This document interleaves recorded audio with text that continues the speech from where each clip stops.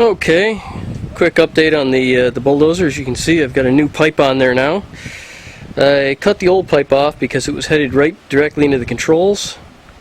Chopped it off, put an inner tube in, and then welded a old motorcycle pipe to it. That is much quieter, and it is pointed in a direction that does not involve my face. Next really cool thing is this seat. A friend of mine just stopped over with it. I don't even have it mounted on there yet. I just kind of got it setting in place. It's an old cast iron tractor seat. So that looks pretty nice. Sets on the machine right in the spot where the original one does. So that's definitely a cool piece of gear.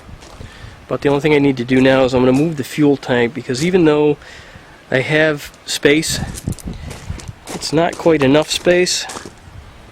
And without a proper shield in here, my plastic gas tank is probably going to melt, then catch on fire, and then I will die. So this panel that I have bolted into the front here, I'm going to run a couple bolts down through, and then I'll put a mesh screen of some kind here. I'm not sure if you'll be able to see it or not, but inside, this thing sucks in every leaf you can possibly imagine. So I have to put something in here to keep everything from just coming directly right into the engine. I'm going to have to put some mesh or something over those side holes too. Every area that involves ventilation on here should have some sort of a guard on it. None of them do, and as a consequence, I'm becoming a dumpster. So with the exhaust, it shakes a little bit, but not super bad. So I think what I'll end up doing, just to take some of the load off, is from one of these tabs, probably the lower left one, I'll twist a piece of metal, take it right off from here, twist it, and then have it attached right to here, and then I'll just cut the other tabs off, because I won't need any of those other tabs. And that'll at least knock the vibration down. Put like a little rubber grommet in between so that it doesn't, it's not fixed rigidly, because the engine does vibrate independently of the body a little bit, so I don't want to have any extra problems with that. It was relatively warm, so this may start. We'll see here.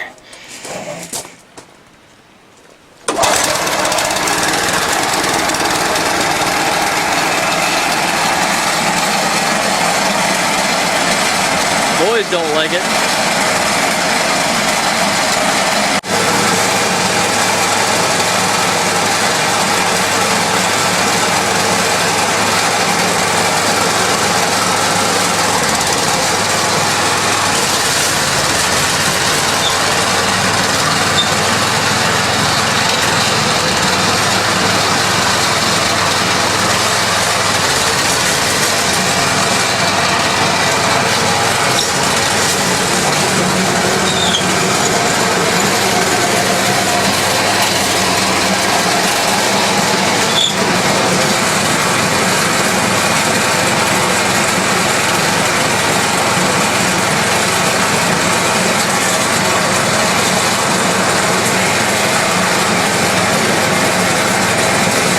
So, just took care of the fuel tank problem.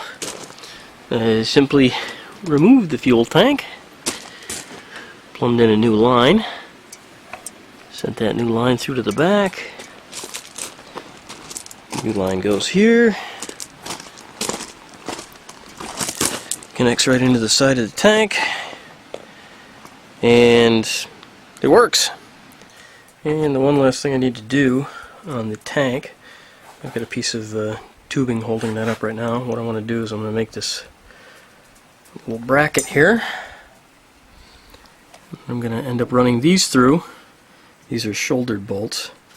I'll run those through from the back side, and then I'll just put a nut on this thing, and that will keep the tank in position. And I'll do basically the same thing to the front side of it, and then that will hold that tank right there in position on the machine. I'll get rid of my square stock that's holding it up right now, and then we'll get ready to do a little bit more on this thing.